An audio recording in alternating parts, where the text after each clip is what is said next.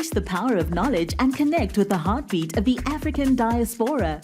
Download our African Diaspora News Channel app now on Google Play and Apple App Store.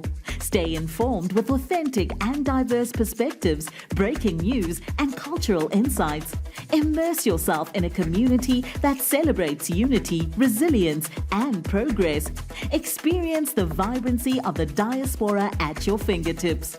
Don't miss out. Empower your perspective today. Search African Diaspora News Channel and join the conversation. The US has told Ghana, we dare you.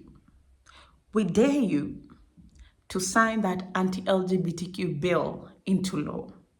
We dare you. Then you will see the consequences that will rain on you. And you know what? I don't think Ghana will do it. I don't think President Akufo-Addo is going to sign it into bill because the threats are already coming. Hello there, how are you doing? Welcome to another episode of our conversation. My name is Ondiro Oganga. I'm a business journalist by profession and a digital content creator.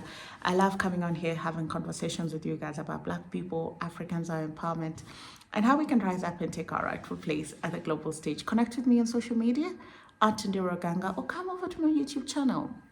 The name is at New Dawn Africa channel, where I profile the continent through people, politics, and culture. So Ghana passed the anti-LGBTQ law after so much back and forth. Let me just take you back to the beginning of President Nana Addo Dankwa Akufo-Addo's reign. He was always very categorical. He said time and time again, under his administration, there will be no LGBTQ because Ghana is a Christian country. He made it his life mission to ensure that nothing like this will happen under his watch.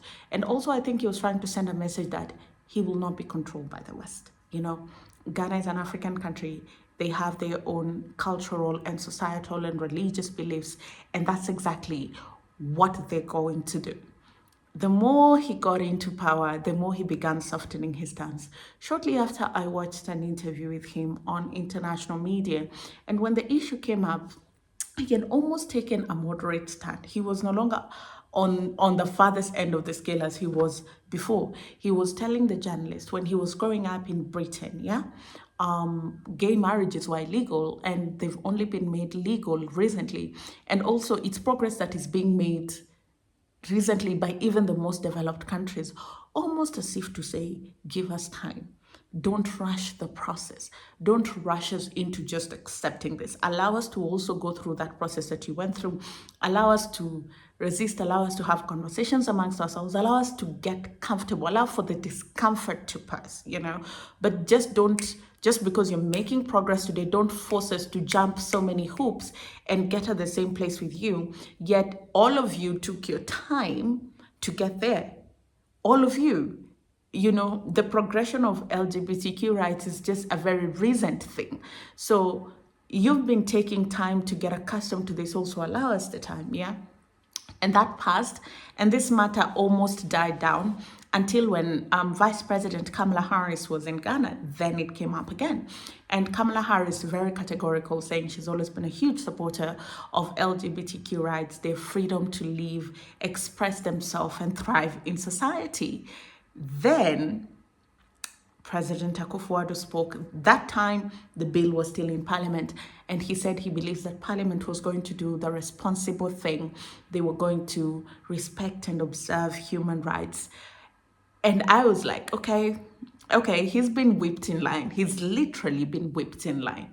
And now, fast forward, Parliament has actually passed the bill, which still holds jail term, which, according to the US, is a very discriminatory bill. And we're now seeing the repercussions of it here. It has started. Immediately the bill was passed, we saw the US State Department say that it's a bill that seeks to discriminate people from LGBTQ community and also discourage people from associating with them if they do not report them to the police. And they warned that they actually went ahead to warn that there'll be repercussions.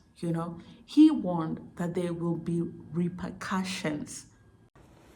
Could I take you to Africa for a few questions? Ghana, I know there was a statement that you issued last night on the anti-LGBTQ bill.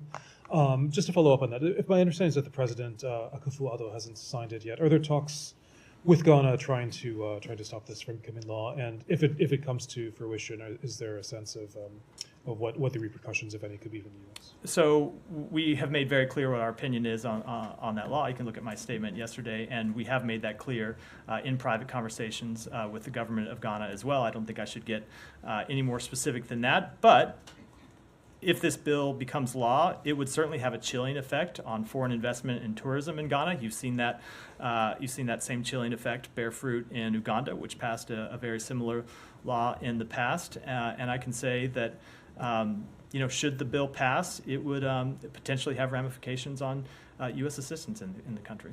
Sure.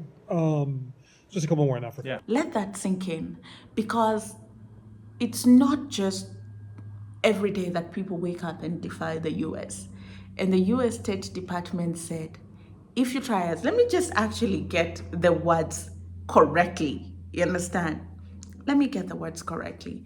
The US State Department was very, very firm in saying that the international community and the business community have stated that this form of discrimination is not only detrimental to businesses, but to the economy of Ghana. And this is something that we can unpack in another video. But the essence of this video is to just tell you guys that consequences are about to begin raining in on Ghana. Well, that's all we had for you in this episode of our conversations. Thank you so much for watching. Comment down below what your thoughts are, and I'll see you again next time.